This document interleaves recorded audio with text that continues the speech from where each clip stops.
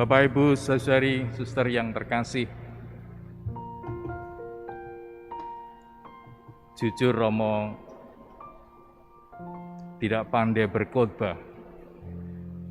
Romo suka mengajar. Maka hari ini kita belajar bersama agar kita memiliki kasih yang unggul sama seperti Tuhan Yesus. Kalau kita bekerja, kita harus bekerja memikirkan bagaimana saudara-saudari kita, karyawan, sesama kita itu sungguh-sungguh baik. Itulah yang dipikirkan Tuhan Yesus, dan itu juga yang sama harus kita pikirkan ketika kita bekerja, ketika kita melayani, dan ketika kita mengasihi saudara-saudari kita. Maka kasih kita harus sama seperti Tuhan Yesus. Kalau kita bicara mengenai kasih, sesuai yang terkasih, mari kita ingat waktu kita jatuh cinta. Saya yakin waktu muda kita pernah mengalaminya.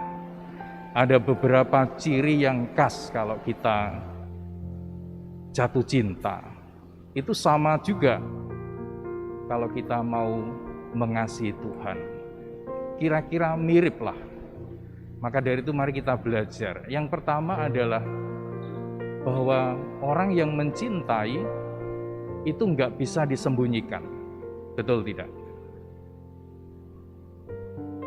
Kasih itu kalau sungguh-sungguh membara, berkobar-kobar, orang muda itu nggak bisa sembunyi-sembunyi.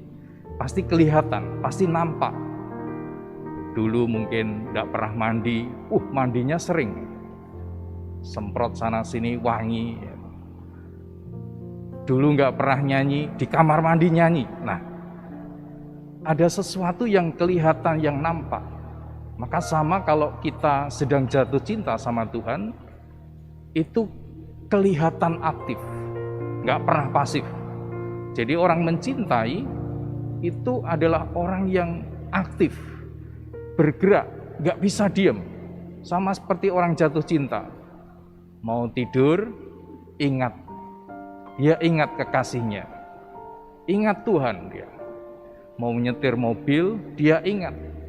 Mau menghadapi masalah, dia ingat sama Tuhan. Mau dia ketemu orang yang menjengkelkan, dia ingat. Bagaimana dia selalu mengingat kasih Tuhan itu, sehingga di pikiran kita nggak ada ruang negatif, nggak ada ruang error. Yang ada bagaimana saya memuliakan pasangan saya, bagaimana saya dalam keluarga itu saya sungguh-sungguh bisa memberi yang terbaik. Ketika di tempat kerja, bagaimana saya bekerja bisa berkolaborasi, menjadi tim yang tangguh sehingga perusahaan ini baik. Itulah orang yang sedang jatuh cinta. Orang yang mengasihi seperti Kristus itu, dia mengingat apa yang baik, apa yang mulia, apa yang agung yang harus saya berikan supaya kehidupan mereka ini baik-baik saja. Kita harus memastikan bahwa orang yang kita cintai imannya maju, mutu imannya berkualitas, kesabarannya tambah, kesetiaannya tahan uji. Itulah orang yang sedang jatuh cinta. Maka Bapak Ibu ingat, kemanapun ingat Tuhan Yesus.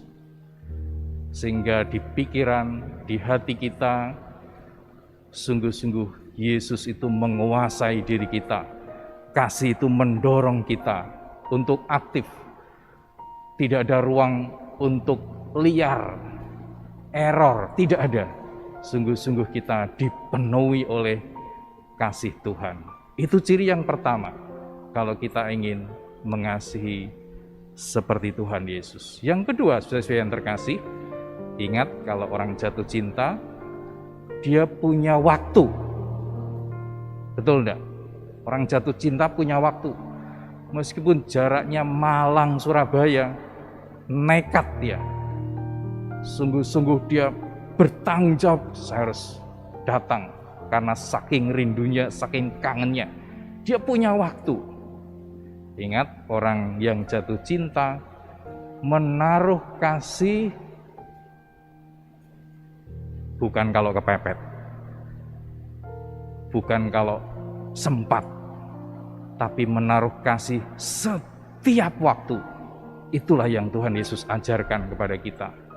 Maka kasih kita bukan kepepet kalau ada masalah baru datang, kalau sempat baru datang kepada Tuhan. Tidak. Orang yang mengasihi menaruh kasih setiap waktu. Maka 24 jam kita ready, kita siap untuk mengasihi Tuhan. Di tempat kerja, di rumah, ketika menjumpai kesulitan, masalah, kita selalu disertai oleh Tuhan. Kita sadar bahwa ketika ada masalah, Tuhan selalu membantu kita, membimbing kita, melindungi kita. Itulah Roh Kudus yang membuat kita tidak pernah menjadi yatim piatu. Kita adalah pribadi-pribadi yang disertai Tuhan. Maka hargai waktu. Jangan sia-siakan waktu. Di masa pandemi ini kita disadarkan betapa waktu itu sangat penting. Dalam keluarga, di tempat kerja, dimanapun kita harus menggunakan waktu. Sehingga waktu itu hanya untuk apa? Mengasihi.